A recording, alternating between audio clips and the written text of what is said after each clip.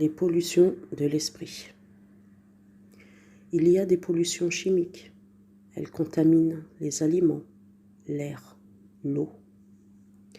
Et des pollutions psychiques qui contaminent notre esprit, violent notre intimité, perturbent notre stabilité intérieure par des slogans, des publicités et autres manipulations commerciales.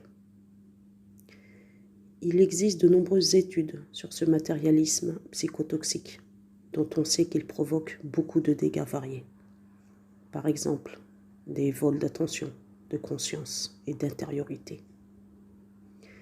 Dans quel état finit notre esprit à force de vols d'attention? Car notre attention est sans cesse captée, attirée et finalement fragmentée, segmentée. Elle finit par devenir accro au bruyant, au clinquant, au facile, au prépensé. Dans quel état finit notre esprit à force de vol de conscience? Notre mental est encombré de pensées, de démarches et de contenus inutiles. Lire les publicités que nous croisons, faire des choix de consommation.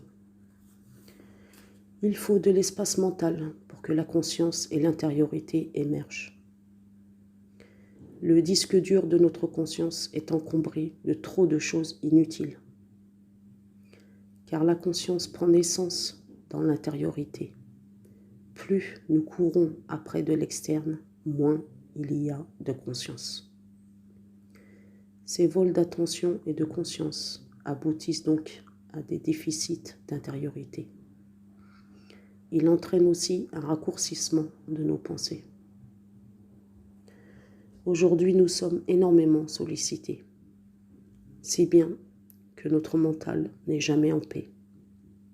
Le bruit de la télévision, le son de la radio dans la voiture, le téléphone qui sonne, le panneau publicitaire sur l'autobus qui passe juste devant.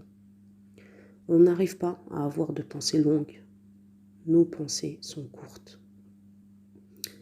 Nos pensées sont courtes parce que nous sommes très souvent interrompus. Nos pensées sont courtes et pas toujours tournées vers le dedans, mais comme enfermées dehors par le tumulte et le chatoiement. La surabondance n'a rien à voir avec la fertilité. Nos esprits perdent leur fécondité à trop se laisser remplir par le vide des tapages extérieurs.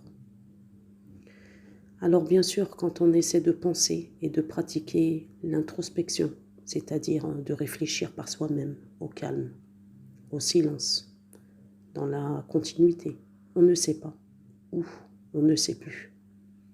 Pire, comme on en a perdu ou jamais acquis l'habitude, surviennent alors des angoisses, de l'ennui ou des ruminations qui tournent en rond.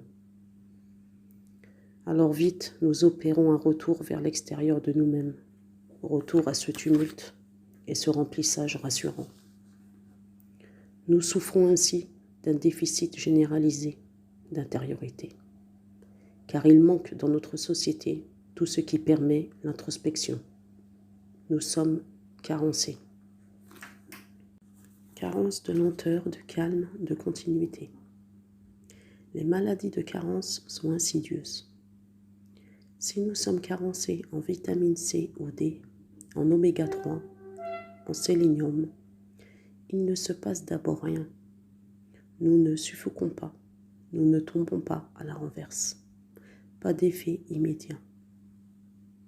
Chaque fois que possible, avec douceur et calme, pratiquez des cures de rien, de simple, de calme, de mono-activité. Repérez aussi les remplissages d'emploi du temps et s'en méfier. Les programmes délirants d'activités que l'on arrive parfois à s'imposer en week-end, en vacances.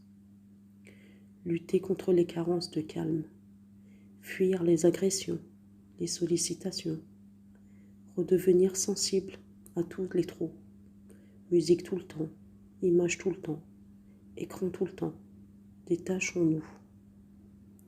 Acte de liberté. Fermez les yeux, ne pas regarder ces écrans qui volent notre attention, nous mangent partout du temps de cerveau et du temps de repos.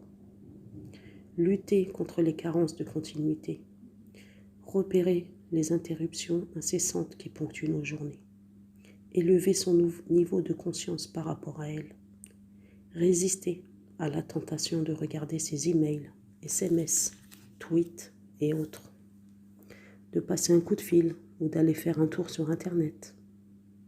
La pleine conscience nous aide à prendre conscience de ces pollutions cachées de nos esprits et à nous en protéger. Elle nous permet de restaurer nos capacités d'introspection et de nous reconnecter à nous-mêmes.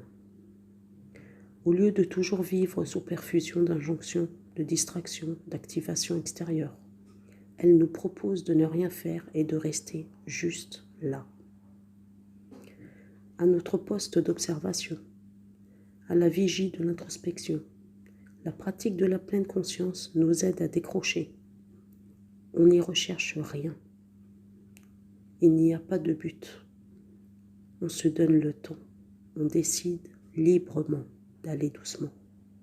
On prend le temps de s'asseoir, d'observer, d'éprouver. Même si on ne le fait que peu de temps, que quelques instants, on est dans la pleine conscience. Dès qu'on ferme les yeux et qu'on cesse l'action, déjà on est dans la liberté.